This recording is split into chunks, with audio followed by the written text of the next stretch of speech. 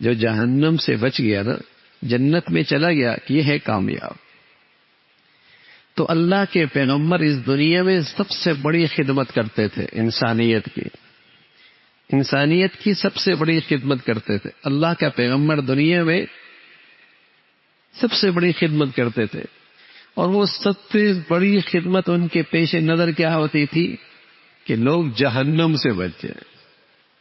جہنم مسئلہ ہے، دنیا کی بھوک مسئلہ نہیں ہے، دنیا کے معاش کا مسئلہ نہیں ہے، دنیا کی یہ چیزیں اتنے مسائل نہیں ہے، جہنم مسئلہ ہے۔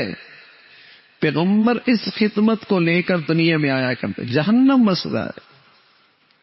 اور جن خوش نصیب لوگوں کو اللہ رب العزت اس دنیا میں اپنے دین کی خدمت کے لیے قبول فرماتے ہیں، ان کی زندگی کا سب سے بڑا موضوع بھی یہ ہوتا ہے کہ مسئلہ لوگوں کی ظاہری زندگی کا نہیں ہے، مسئلہ مسلمانوں کی ناکامی کا ہے کہ جہنم میں چلے جائیں۔ اصل مسئلہ ان کا یہ ہے کہ انہیں جہنم سے بچانا ہے۔ یہ انسانیت کے ساتھ سب سے بڑی خیرخواہی ہے۔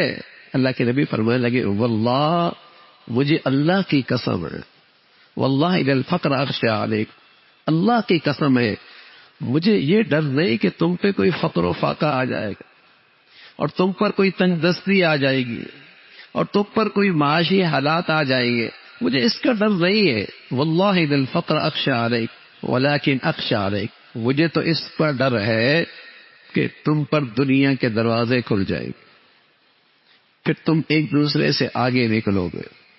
فتنافسوا کما تنافسوا، جیسے پہلی قومیں ایک دوسرے سے آگے نکلنے لگی، اس سے آگے نکل جاؤ، اس سے آگے بڑھ جاؤ، میرا اسٹیٹس اس سے بڑھیا ہو جائے، میرا اسٹیٹس اس سے بڑھیا ہو جائے۔ پھر اس دنیا نے انہیں ہلاک کر دیا، پھر یہ دنیا پرستی تمہیں بھی ہلاک کر دے۔ سارے جھگڑے کیا ہیں؟ یا زن ہے، یا زر ہے، یا زمین ہے، یا دولت ہے، یا زمین ہے، یا عورت ہے۔ سارے جھگڑوں کے پیچھے آپ کو یہ تین چیزیں نظر آئی، زن، زر، زمین۔ دنیا پرستی ہے، یہ ہے تمہیں ہلاک کرنے والی، حسد پیدا کرے گی، کینہ پیدا کرے گی، بغض پیدا کرے گی، تمہیں ظلم پہ آمادہ کرے گی، تمہیں ناجائز اور حرام پہ آمادہ کرے گی۔ یہ ہے ڈرنے کی چیز، واللہ الی الفقر اخشى علیک، اس کا ڈر نہیں کہ تم پہ فقر و فاقہ آئے گا۔ تو اصل مسئلہ یہ ہے کہ اللہ کرے ایمان کے ساتھ خاتمہ ہو جائے، ایمان کی زندگی ہمارے بچوں کو مل جائے، ہماری بچیاں ایمان کے مطابق زندگی گزارنے لگے۔ اللہ کرے یہ ہے اولاد کے ساتھ خیر خواہی، اور یہ ہے اپنے بچوں کے ساتھ حقیقی خیر خواہی۔ اللہ کرے ان کا ایمان پہ خاتمہ ہو جائے، روٹی کھلا دی، کھانا کھلا دیا، کپڑے پہنا دیے، گھر دلا دیا، گاڑی دلا دی۔ ارے میاں یہ تو ایک کافر باپ بھی اپنے بچے کے لیے کر لیتا ہے، یہ سارے کام تو ایک کافر باپ بھی اپنے بچوں کے لیے کر لیتا ہے، یہ کوئی بڑی بات نہیں ہے۔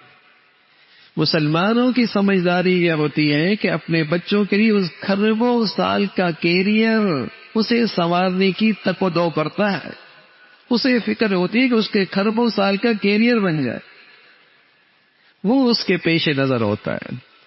اللہ رب العزت ہم سبھی کو ایمان والی اور ہم سبھی کے اولادوں کو ایمان والی نیکی والی زندگی نصیب فرما دے۔